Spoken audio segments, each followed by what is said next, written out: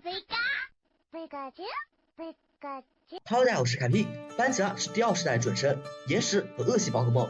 虽然这个属性组合的弱点是所有属性组合中最多的一种，不过凭借着优秀抗性和种族值，它还是成为了大热门，甚至在第6世代也获得了美卡进化。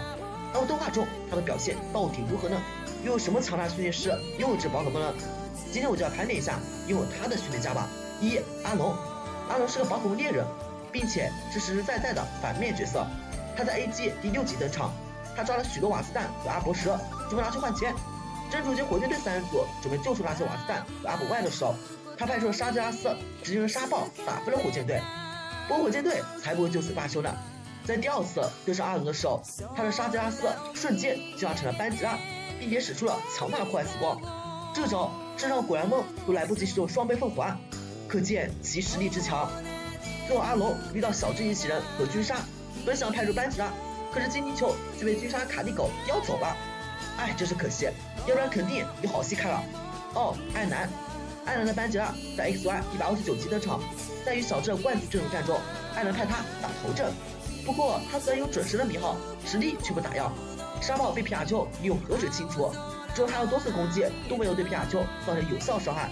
咬碎封锁皮卡丘落脚点，反而被皮卡丘利用，然后一发巨高离下电球结束了战斗。不过班吉拉只好消耗了皮卡丘体力，只能说为后续艾南获得最终冠军留下一个伏笔吧。3. 比萨斯。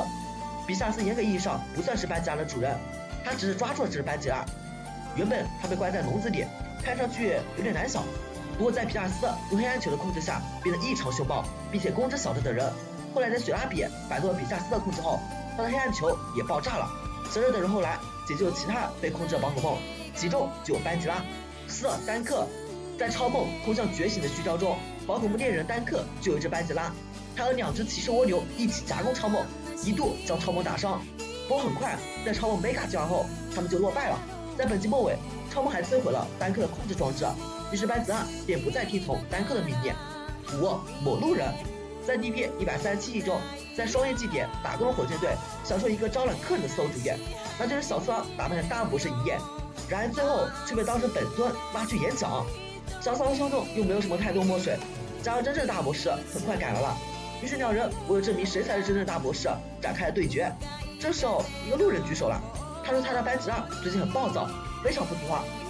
先不说别的，小伙子年纪轻轻就有班吉拉了，也太强了吧。小次郎假爆的显然不行，被班吉拉一尾巴直接打飞了出去。而真正的大博士就有点超神了，仅仅通过观察班吉拉的眼睛就看出了他暴躁的根本原因，那就是脚上扎着一根木刺。大博士将其解决之后，班吉拉重新变得温顺，事情完美解决。6. 火箭队3人组。在接着的篇章中，百魔老大给了火箭队3人组一个有趣的玩意，那就是榴弹机，里面有着板墨给他们使用的强大宝可梦。武藏和小次郎抽到宝可梦是班吉拉和暴龙，这支组合自然是很强的。皮神一开始不是对手，但后来皮神开挂，一口气把他们打飞，这是难得的本集一开始不欺你呀。目前火箭队只用了这2只宝可梦，不知道以后班吉拉还能再登场不。好了，以上就是拥有班吉拉的训练家了。不难看出大部分都是反派，而且新朋友应该也可以发现，在剧中班吉拉几乎都打不赢皮神。在这样版我们的故事中，皮卡丘也打赢一只班吉拉呢。